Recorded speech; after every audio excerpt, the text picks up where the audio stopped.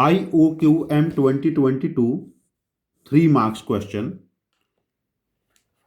क्या है? Let X and Y be real number such that X Y का जो प्रोडक्ट है ये 1 गिवन है. Let capital T and small T be the largest and smallest value of expression X plus Y whole square minus x minus Y minus 2 upon X plus Y whole square plus x minus Y minus 2. तो T plus T एक fraction है m upon n where m and n are coprime. तो मुझे m plus n की value बतानी है यहां पर. Sum of smallest and largest value of this expression. देखिए यहां से हमें पता है एक्स वाई की वैल्यू 1 है, तो हम x plus Y whole square को ऐसा लिख सकते हैं x minus y whole square plus 4xy, या फिर x minus y whole square plus 4 because x y की वैल्यू 1 है. जब ये वैल्यू यहां सब्स्टिट्यूट करेंगे तो एक्सप्रेशन हमारे पास क्या बन जाएगा? x minus y whole square plus 4 minus x minus Y minus 2 upon x minus y whole square plus 4 plus x minus Y minus 2. देखिए ये वैल्यू क्या बनेगी? X minus y whole square upon x minus y plus 2 upon x minus y whole square plus x minus y plus 2. अब देखिए हम y की जगह यदि हम देखो थोड़े टाइम के लिए x माइनस वाई को हम k ले लेते हैं, या फिर x माइनस 1 बाई एक्स को k ले लेते हैं, एक ही बात है यहां पर. तो x minus 1 by x can take any real value because x can be any real number ना. तो k बिलोंग्स टू रियल, तो हम इसको ऐसा लिख सकते हैं k square minus k plus 2 upon k square plus k plus 2.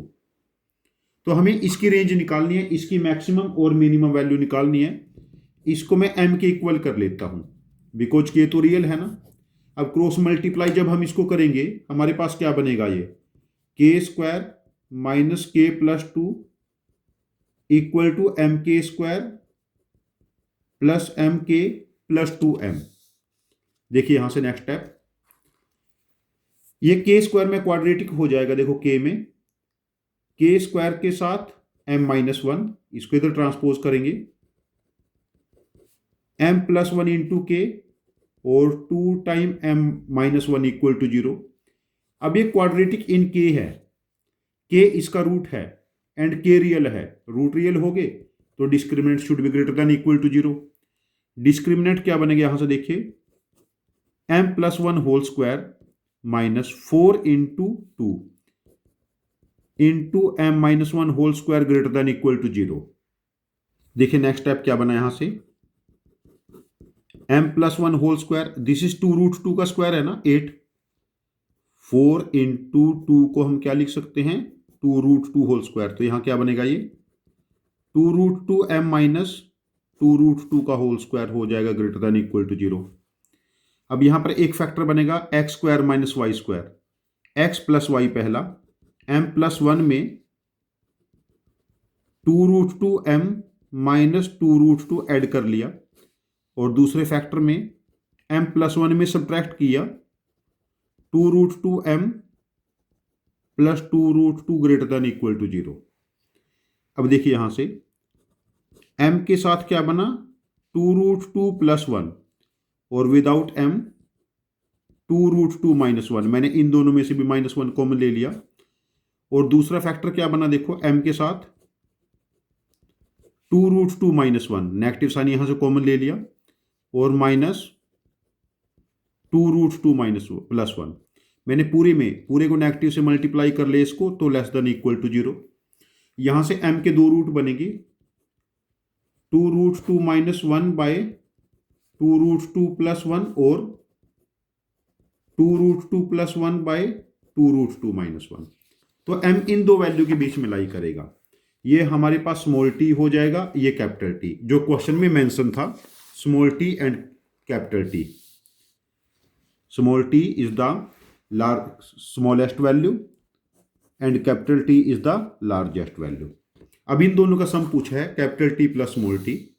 इनका सम क्या बना, 2√2 minus 1 by 2√2 plus 1, 2√2 plus 1 by 2√2 minus 1। अब देखो यहां पर एलसीएम ले लो तो ये बनेगा 7, a plus b, a minus b identity लग जाएगी, और ऊपर क्या बनेगा, ये a plus minus b whole square, a plus b whole square, 2 time a square plus b square. तो हमारे पास जो वैल्यू बनेगी यहां पर ये 18/7। वैल्यू क्या बनी यहां पर, 18/7। और ये m बाई n है, m और n को प्राइम हो गए, तो हमें फाइंड आउट करना था m plus n। 18 plus 7 25। OMR में इस क्वेश्चन का आंसर हम मार्क करेंगे 25।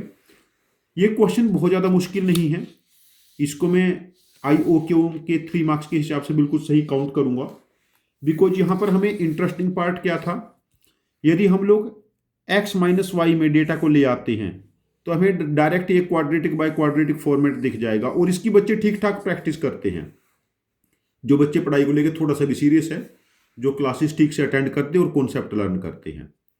तो ये क्वेश्चन बहुत ज़्यादा मुश्किल नहीं है, 3 मार्क्स के हिसाब से परफेक्ट क्वेश्चन है ये।